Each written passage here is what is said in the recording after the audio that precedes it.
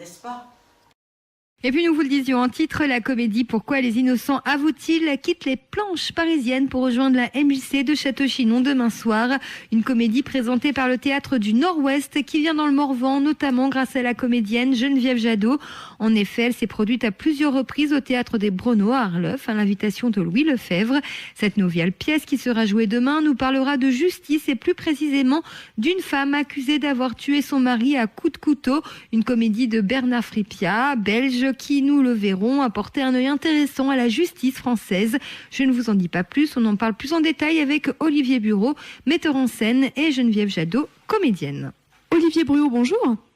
Bonjour. Bonjour Geneviève Jadot. Bonjour. Alors, est-ce que dans un premier temps, on peut avoir une présentation du Théâtre du Nord-Ouest ? Alors, le Théâtre du Nord-Ouest est une salle de musical-concert depuis assez longtemps, puisque Édith Piaf y chantait après la guerre 39-45. Et c'est là qu'elle y a rencontré Marcel Cerdan, d'ailleurs, et on a toujours conservé la loge Édith Piaf en bas. C'est un théâtre qui est devenu un vrai théâtre à partir de 1997, fondé par Jean-Luc Génère, et qui a la particularité de monter des intégrales d'auteurs. Donc nous avons monté l'intégrale de Hugo, Shakespeare, Racine, Molière, voilà, Monterland, il y a plein de choses. Et là en ce moment nous sommes dans une intégrale consacrée à Henrik Ibsen, l'auteur norvégien. Et donc il y a la Maison de poupée, Un ennemi du peuple qui se joue et toutes les autres pièces en ce moment. Donc c'est plutôt intéressant. Voilà, hein. C'est sur les grands boulevards, c'est en plein centre de Paris. Très bien. Alors vous serez à Château-Chinon, capitale morvandaine, le 5 avril. Alors avant d'en parler, qu'est-ce qui vous a amené dans le Morvan ? Alors, je prends la suite, si vous le permettez. Ce qui nous amène dans le Morvan, c'est moi, en fait, qui ai pris l'initiative pour la simple et bonne raison qu'il y a quelques années, j'étais la présidente de la compagnie Jade et Leda, qui s'est produite à quelques reprises au théâtre Claire Berthaud, un petit théâtre privé dont Louis Lefebvre, qui est un résident du Morvan, plus exactement dans le village des Brenots. Je ne sais pas si vous connaissez. C'est vers Arleuf, oui, tout à fait. Voilà, c'est ça, sur la route d'Arleuf. Et Louis Lefebvre a sa demeure une partie de l'année, il y réside, et pas actuellement parce qu'ayant des problèmes de santé, il est dans la région parisienne, dans sa résidence de cette région. Mais habituellement, il y est toujours dès le printemps, l'été, l'automne, et donc il a voulu inaugurer ce petit théâtre en 2009 et nous y avons joué et j'y suis retournée pour jouer en 2010 une de ses pièces, un I jaune dans un cercle noir que j'espère bien reprendre avec le Olivier qui est à mes côtés. Et j'y suis retournée également en 2011 pour Lubricité, une pièce écrite par Louis Lefebvre également. Et j'y suis retournée, donc toujours pour jouer au théâtre Claire Berthaud, au Breno toujours, donc pour y jouer l'épreuve en scène. Alors là, il s'agissait d'un concept personnel qui était un florilège d'œuvres classiques, d'extraits d'œuvres classiques pour la plupart, et que peut-être j'espère reprendre un jour aussi. Donc c'est avec tous ces souvenirs que j'ai demandé à Olivier s'il était prêt à me suivre pour aller la jouer éventuellement à Château-Chinon. Et naturellement, comme il est très entreprenant et enthousiaste et intéressé, il a dit banco. Et donc, je me suis rapprochée de Madame Diane Martin, qui est adjointe, je crois, ou sinon maire de Château-Chinon. Voilà. Très bien, donc on peut dire que vous êtes un petit peu connu du public morvandio, hein ? Ben voilà. Très bien, donc on va donc s'intéresser à cette nouvelle pièce, hein, Pourquoi les innocents avouent-ils ? Alors, c'est une comédie noire de Bernard Frippiat, hein, c'est bien ça ? Oui, absolument. Donc Bernard est un auteur belge que vous pouvez voir en tant qu'historien et spécialiste de l'orthographe et de la langue française à la télé, sur les plateaux télé. Et puis il intervient sur Europe 1 tous les samedis avec Wendy Bouchard. Et il est l'auteur d'un recueil qui vient de sortir, enfin qui a quelques mois maintenant, mais qui marche très très bien sur la langue française.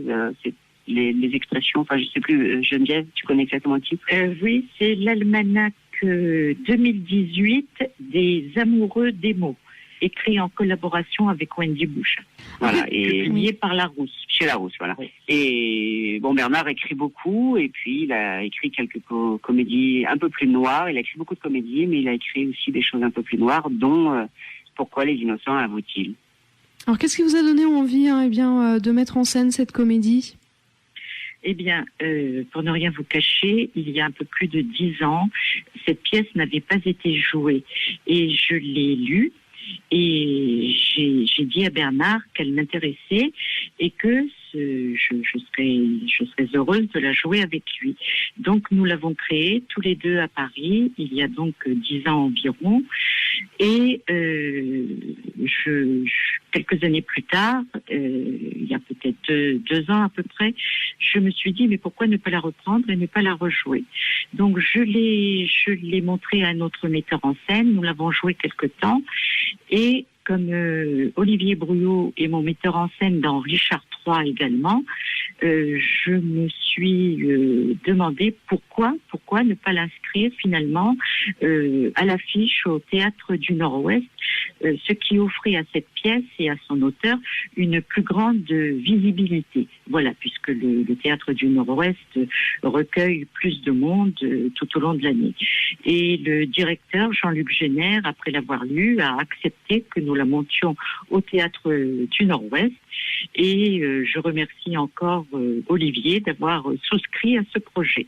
Voilà. C'était l'occasion aussi de donner une autre couleur, une autre tournure, et qui d'ailleurs a plu à Bernard Frippiat, puisque il a voulu ensuite jouer le rôle en alternance du juge. Donc voilà, j'ai eu le plaisir de le mettre en scène aussi, de le diriger. Et ça, c'est un vrai bonheur, parce que c'est faire prendre du recul à un auteur par rapport à son œuvre et par rapport à son art. Alors, c'est une pièce qui a déjà donc été jouée. Quel a été le retour du public ?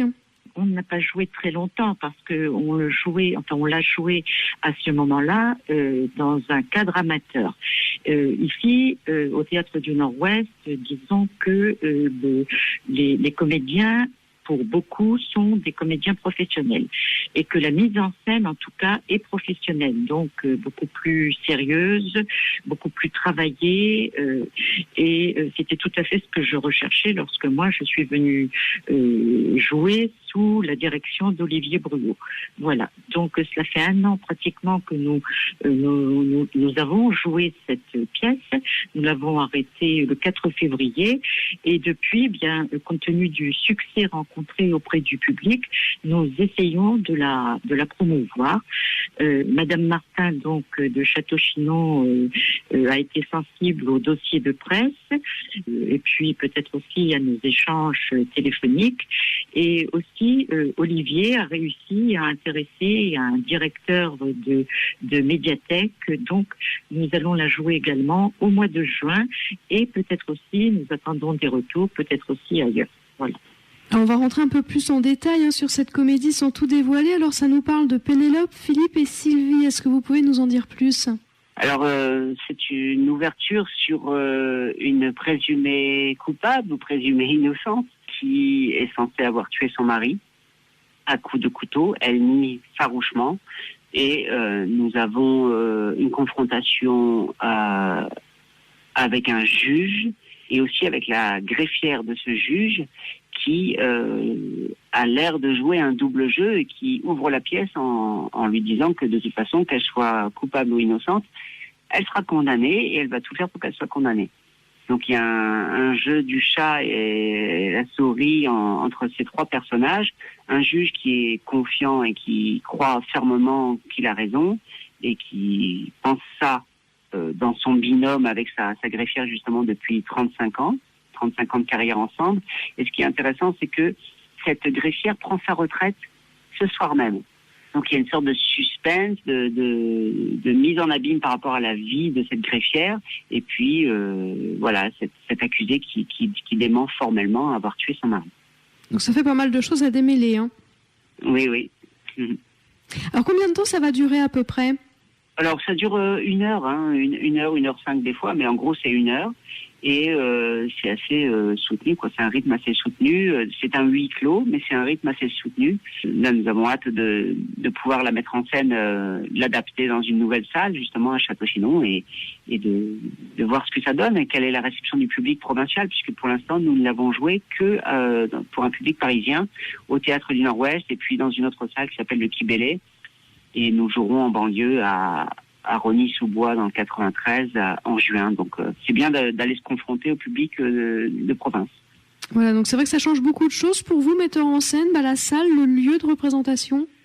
Oui, en fait, on peut très bien monter une pièce dans n'importe quelle salle de répétition, par exemple. Mais moi, j'aime bien travailler dans le lieu où on va jouer, parce qu'il y a une sonorité, il y a des accidents de répétition qui vont donner de la mise en scène, qui vont créer un vrai rapport. Et donc, la salle est très, très importante. Mais bon, une fois qu'on a joué la pièce pendant 1 an et qu'on l'a jouée, je sais pas, 50 fois peut-être, les choses s'adaptent assez facilement, finalement. Et les comédiens ont vraiment la pièce dans les jambes, comme on dit, ou dans les pattes. Et donc, on arrive très, très vite à s'adapter. Donc, c'est pour ça que là, on a une implantation de quelques heures avant de jouer à 20 heures.